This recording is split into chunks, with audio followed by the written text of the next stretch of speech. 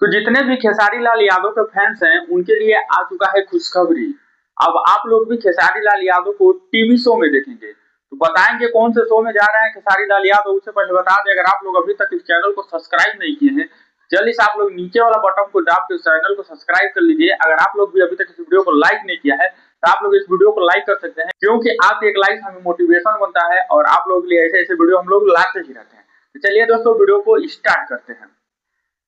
दोस्तों, आप लोगों को पता है कि बैटल ग्राउंड 1 आया था, उसके बाद से उसका ही सीजन 2 आ रहा है।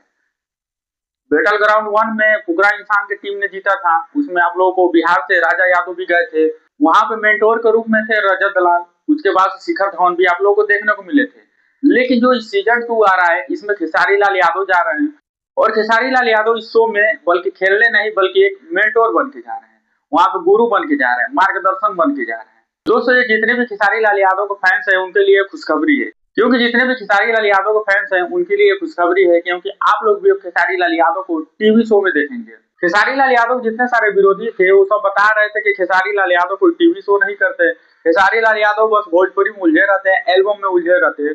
लेकिन दोस्तों, विरोधियों को जवाब मिल चुका है, क्योंकि खेसारी लाल यादव भी अब जा रहे हैं बैटल ग्राउंड में।